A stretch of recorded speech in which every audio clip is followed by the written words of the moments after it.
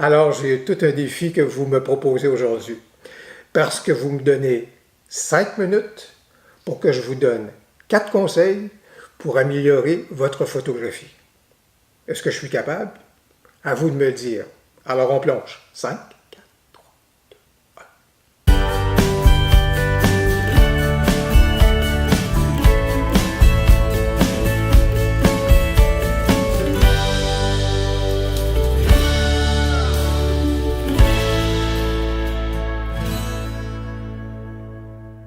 Merci d'être là. Merci d'être au rendez-vous. Souvent, quand je donne mes formations, évidemment, les gens sont prêts à suivre la formation pour améliorer leurs photos ou encore leur photographie ou encore la manipulation de leur boîtier. Mais assez souvent, quand les gens savent que je croise des gens puis qu'ils savent que je suis un formateur photo, ben on me demande rapidement des conseils rapides. Qu'est-ce que je suis capable de faire pour améliorer mes photos? Et généralement, les gens qui me posent cette question-là n'ont pas plus que 5 minutes, 10 minutes à consacrer au sujet là, parce qu'ils ont des obligations, ils veulent partir ailleurs, des choses comme ça. Donc, mon défi habituellement est de résumer le plus possible quelques trucs et conseils à l'intérieur de 5 minutes. Alors, c'est pour ça qu'aujourd'hui, je partage avec vous les 4 éléments qui m'apparaissent les plus fondamentaux si on veut assez rapidement progresser au niveau de notre photo. D'accord? On plonge! Alors, dans les 4 conseils que je vais partager avec vous, certains concernent l'équipement, d'autres, évidemment, plus le contenu de votre photo. Le premier conseil que je donne, c'est au niveau de l'équipement. Rapidement, prenez votre boîtier. Habituellement, vous l'avez laissé en mode automatique parce que quand il est arrivé, il était configuré de cette façon-là, en mode automatique. Assez rapidement, je vais vous dire, basculez donc en mode programme. C'est un mode qui est beaucoup plus intelligent de la part de votre appareil photo. Il va faire de meilleurs choix. Il va choisir dans son logiciel à l'intérieur la situation photo, en fait, les paramètres qui sont les plus pertinents par rapport à la situation que vous allez lui proposer. Et donc, vos photos seront à ce moment-là beaucoup mieux que si vous le laissez en mode tout automatique, où est-ce que là, il va beaucoup plus réfléchir en termes juste de flasher et ça va gâter vos photos. Mon deuxième conseil porte sur le contenu de votre photo ou en fait la disposition du contenu de votre photo. En fait, je vous invite à recourir à la règle des tiers. La règle des tiers, il s'agit donc d'identifier le sujet principal de votre photo et de localiser celui-ci dans le tiers droit ou dans le tiers gauche de votre photo.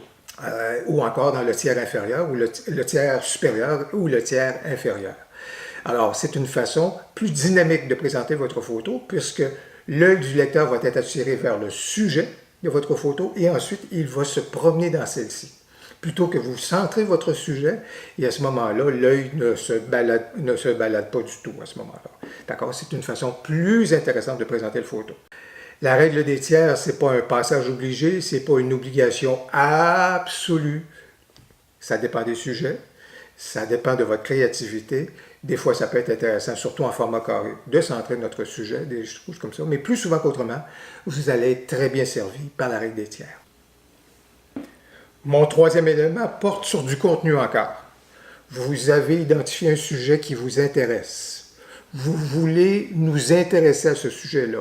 Il vous fait vivre des émotions. Vous aimeriez que nous ressentions ces émotions-là que vous avez vécues. Alors, que faire? Plein cadre.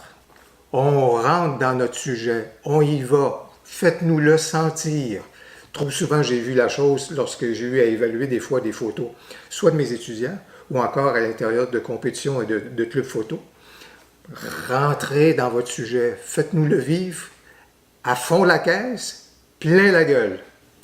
Quatrième et dernier conseil, c'est dans la catégorie « ça va presque sans dire », mais je le dis quand même, il faut une très bonne prise en main de votre appareil.